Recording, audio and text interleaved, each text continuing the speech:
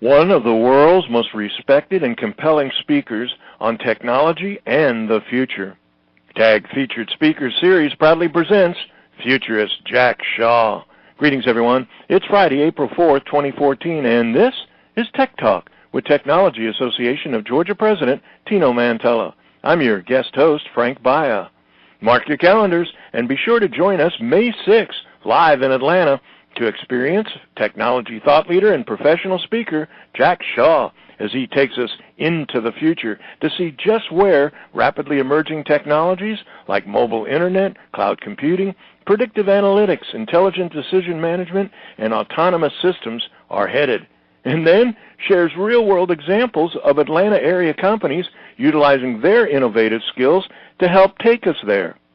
Recently awarded the prestigious Top 5 Speakers designation by the professional speaking website Speaking.com, Jack received special industry recognition, being voted out of hundreds of nominees as one of the world's best technology futurist speakers for 2014. The voting by over 12,000 meeting planners, executives, and conference attendees. This May, be prepared for tomorrow. If you want to be ready when the future arrives, you need to be at this exciting and thought-provoking presentation. It's TAG's Featured Speaker Series, Accelerating Breakthrough Business Technologies in Atlanta. Find out more and discover how you can better understand and plan for the strategic business impact of the technologies of the future as we Tech Talk with one of the world's most respected and compelling speakers on technology, TAG's May featured speaker, Jack Shaw. This edition of Tech Talk is brought to you by GlobalSpeak.com, new media consultants, corporate video and audio communications, video and audio production and distribution, live and virtual event production. TAG TV and TAG Radio is a service of GlobalSpeak.com, creatively delivering powerful marketing, video, and audio solutions. Jack, welcome to Tech Talk. Thank you, Frank. How are you today? Well, I'm pretty excited. There's not often an opportunity we get to, a lot of times we talk about what's going on in the real world as it is right at the moment. We're going to reach out into the future today and have an opportunity to talk to an actual technology futurist. So I think our listening audience is probably going to be really engaged and want to hear more about it. So let's start right from the beginning, and that is, how does one become a technology futurist? You know, the joke is everything is so 10 seconds ago, you know. Exactly. And, you know, it's funny, the term technology futurist is something that kind of emerged, probably about 15 years ago. And when I first heard it used, I realized, wait, that's what I am.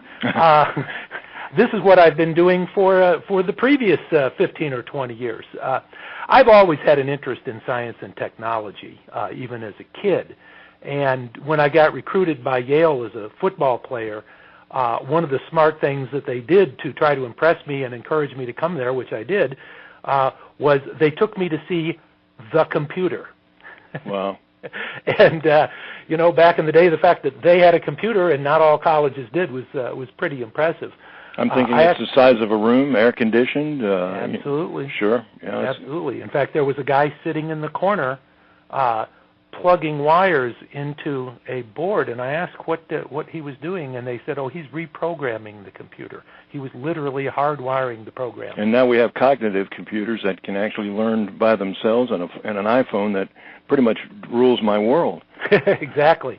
I'm sure that iPhone's got 1,000 times the memory that old computer had. Well, you're at Yale and you're seeing the computer for the first time. To use a cliche, it must have blown you away. But go ahead. Well, I thought it was cool. I'd actually seen a computer in high school once, but the fact that they had on a field trip, but the fact that they had one at the school was impressive. I decided to start out as an engineering major.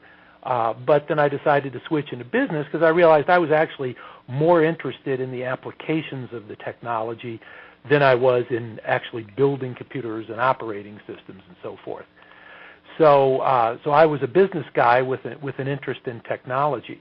And I went on to get my MBA at Kellogg, and while I was finishing up my MBA, I was working in corporate treasury for the old Swift Meats company. You remember Butterball turkeys Sure. and that sort of thing? Yes.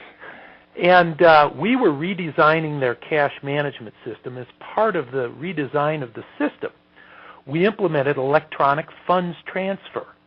the thing that was unusual about it was this was 2 years before the banking system implemented their automated clearinghouse system. And I won't bore you with the details of how we made the technology work, but the end result was it put millions of dollars on the bottom line. It literally doubled the profits of the corporation. And that made a huge impression on me. Here I was in my early 20s, still in graduate school, and the lesson that I learned was that if you can leverage emerging technologies as enablers to redesign mission-critical business processes, you can have a strategic impact on business. So I wanted to learn a whole lot more about these emerging technologies and try to take every opportunity to do so whenever I could. You know, they say dynamic, then it was fluid, exponential. I think nowadays it's almost phantasmagoric. I don't know how how do you get ahead of it to the degree that you can. I mean, what vertical isn't being disrupted, especially when you're talking about broadband and cloud and so much of the apps that are going on. How do you keep? I get the formula. It's the Eastern philosophers say the answer is simple. It's the implementation that's hard. How do you determine what those technologies are, and how do you conceptualize to apply them to a particular, say, enterprise to actually make it bottom line effective? Well, that's an excellent question, and I think in my case, I've had 30-some years of practice at doing this, and if you mess up something enough times, eventually you learn how to do it right. But I think the point is you come at it from the perspective of what are the needs of the market, what are the capabilities of the organization, and how might technology be able to how could it be a game changer? What could be different? It's not about looking at the way it's working today and figuring out how can we use technology to refine what we're doing right now. It's more stepping back, looking at the big picture and thinking about what is it that's not happening today that you might be able to do, and is there a way that you could leverage current or emerging or realistic to be expected near-term available technologies to bring that about. And that's where the real opportunities are. Well, the real value. I mean, there's no doubt about it. I mean, I think we can both agree that the C room has changed. It's, CTOs, CIOs, what we used to think as the technical crew and the staff at most organizations have now become part of the boardroom. So, I mean, the whole challenge of having that kind of perspective when you're faced with the day-to-day battles, if you will, that most of these guys have to face, I would imagine that being a technology futurist now more than ever, although I'm sure it's been a contributor over the years, it's got to be pretty much highly in demand. Tell us exactly how does that work? I mean, how does a technology futurist get engaged, and what exactly would you be doing? Well, my job as a technology futurist is to help both technology companies and technology users, or as you most appropriately referred, the key decision makers, C-level executives at companies who are not in the business of making and selling technology, but clearly need to use it these days to meet the needs of their market and manage their businesses effectively. To survive. I'm sorry? To survive. Yeah, I mean, not just to meet the needs, but obviously there's a lot of debate going on over the digital economy that if you don't keep up with these things, you may not be around. Well, Gartner Group is projecting that by 2017, the chief marketing officer at large organizations will be spending more money on technology than the chief information officer. Amazing. So my job is about helping those people understand the strategic business implications of emerging technologies, and then to plan effectively both for the technologies and the changes that those technologies will bring about in the general external environment and can bring about for a given organization. Can you identify key emerging technologies more specific than, say, others that business people should be thinking about, like right now? Well, yeah. I mean, obviously, the ones that are hot right now include cloud computing, mobile commerce, social media, and big data, particularly predictive analytics. Mm-hmm. And these all certainly have tremendous implications for the near future. Now, these are things that depending on which one of those you want to talk about, over the last 18 months to 4 or 5 years,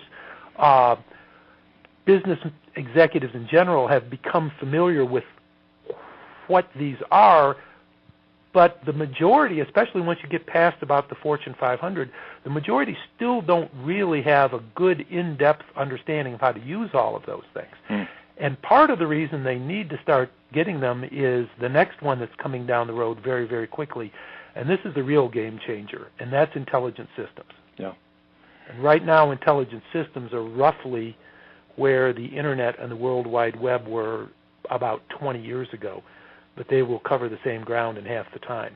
Now, again, it's interesting that one of the things we often talk about on Tech Talk is that the vernacular doesn't keep up with the evolution of the technology. So in a lot of cases, you don't even really, even if you're a Fortune 500, you may use different terminology to describe different things. I remember when I first really started hearing about big data, and then, of course, analytics and now predictive analytics, cognitive computing, we talked about that a little bit earlier, but sensors and computers that talk to computers, robotics, all of those things are impacting what we would, as a cliche, call the old economy. I mean, can you really adapt within the old economy, or is the old economy yesterday and you've got to look at a whole new digital era and look at these things from a completely different perspective? Well, you know, there's a saying that's been around for decades called think globally, act locally. Mm-hmm. And the analogy I use for people is think long-term, act short-term. The reality for most companies is that very few businesses have the privilege of starting from scratch in terms of thinking about what is the business environment going to look like 5 or 10 years from now, and therefore what can I do now to take full advantage of everything that would enable me to maximize my opportunities 5 or 10 years down the road. Great point. Because they have an existing reality they have to deal with. So it's very difficult, especially in an established enterprise, to make revolutionary change. Legacy systems, culture. I mean, you even got the marketplace itself, but yet you've got these quote unquote disruptive technologies that seem to fly like a bat out of somewhere and change the whole environment overnight. I get what you're saying, and I think clearly that's logical, and that is that, like you say, they don't have the opportunity, the ability to be able to move quickly. But is middle ground? I mean, is there something that you certainly can't ignore the realities of those changes, right? Well, you're absolutely correct, and I think the key is that companies need to think about long-term planning needs to be an ongoing process in companies. You know, it can't be once a year we sit down and review our annual plan, spend a week reviewing our annual plan, and update it and revise it from last year. You know, that went out at the end of the 20th century, or should have. Yeah. Now it's a matter of having processes in the organization that are dedicated to looking at how the organization is going to need to evolve in order to take full advantage of the opportunities that are presented to it as these technologies continue to come down the road. Very few organizations are doing that, and not all of those that are even trying are doing it very well. But they've got to at least start making the effort to make that an ongoing process. Being a technology futurist is probably 90% about business in the future and only 10% about the technologies themselves, because you can actually look. There are ways you can look down the road. One of my favorite sayings is by William Gibson, who's a science fiction writer, and he has said that the future is already here. It's just not yet widely distributed. Yeah, right. And so you can look 3 to 5 years down the road and make some reasonably accurate predictions about the roles of certain technologies, but it's extremely difficult to look much further than that. And what you need to be able to do is think about how do we evolve our company into an organization, or whatever kind of organization you are. It could be a not-for-profit, healthcare provider, governmental organization, what have you. Every vertical is impacted. It's horizontal. It's not vertical anymore when we're talking about some of the trends that you were talking about, the actual emerging technologies of cloud, for example, or broadband. Those are impacting every vertical, not just a particular one, including government, like you were saying. Yeah, absolutely. But the funny thing is, I've seen this movie play before, yeah. and it happens every time we have a major technological shift. You go back to the advent of mainframe computers back in the 60s and 70s, PCs in the 80s, client-server computing in the early 90s, certainly starting in the late 90s and on over the last 15 years with the Internet and the World Wide Web. Some of the things that you have in common are that each of these technologies has been gestating for years to even decades before it comes into full bloom, because its predecessor technologies have to reach a critical stage of evolution and deployment before the next wave of technology can really take off. But at the same time, what happens is once that next wave of technology takes off, it has an exponentially greater impact on business and society than its predecessors did. Big data. I mean, it was around for a long time until somebody realized that they could structure it and figure out what to do with it and call it analytics. Let's talk about something that I think is really going to be interesting to our listeners and to our members, a real-world opportunity to get involved in truly a face-to-face dialogue with you. TAG's upcoming featured speaker series is going to be happening May 6th. I think it's a case where if you're involved in any of these new emerging technologies, if you're involved as a CIO or a CEO in CTO in any of the verticals that you can imagine and are even considering or dealing with these kind of changes, here's an opportunity to get into a room with a lot of people who are pressured against the same challenges, analyzing the same possibilities, and having I was going to say a coach, maybe a star player as far as the team goes, that is going to give you the kind of leadership and input. Tell us a little bit about, I know you've been into the Atlanta technology community for some time. Give us a little insight into the technology community, but kind of dovetail that into your plans for the upcoming featured speaker series. Well, sure, yes. I came down here in Atlanta in 1981, and I got tired of the cold weather up north and decided to take a job in marketing with a company based here in Atlanta called MSA. In fact, the guy who interviewed me for that job was Don House, who's now in the Georgia Technology Hall of Fame. And I had the opportunity while I was at MSA to work with other technology leaders like John Imlay and Bill Goodhue and Sig Mosley, and that was a real eye-opener. In fact, while I was there, I was involved in getting MSA into some of the early stages of what eventually evolved into what we now know as e-commerce. So you're the one that was responsible for bringing the tiger to the sales meeting. I didn't bring the tiger, but I was in the audience for that and moving slowly to the back. For our listeners, John Imlay was infamous for some theatrics when he would have a sales meeting, and one of them was to bring a live tiger into the room. John was a great leader and a real showman, and I learned a lot from him. So you're at the roots of e-commerce. Go ahead. I didn't mean to step on that line, but a lot of the people that you mentioned is I'm familiar with. We do actually the induction videos and have for many years for the Hall of Fame. So almost every one of those individuals we've had an opportunity to sit with and chat. So well, a lot of real smart people and pioneers and thinkers. But I decided to go out on my own in 1986 and start my company, which was e-commerce strategies. And in fact, actually, one of my first clients during my first year I was in business was Tycho Howell and his small group of people that he had at a company called Harbinger. And I just made one critical error when I was working with Tycho. You took cash and not stock. Exactly. You guessed it. I should have asked him to pay me in stock. But anyway, so I've had a chance to work with and see the technology community in Atlanta grow up and evolve rapidly over the years. And so when Tino invited me to come speak to the Featured Speakers series, I decided and suggested, and he liked the idea, that what I could do was not only talk about kind of where we've come from and where we are going and what some of the exciting new emerging technologies are and their implications, but also to talk specifically about some individual Atlanta companies that are helping break through new ground in advancing technologies. So there's 5 or 6 companies that I'm going to be talking about, spending just a few minutes on each of those. Certainly that is by no means going to be the full representation of all the Atlanta technology companies that are doing great things. There are hundreds out there.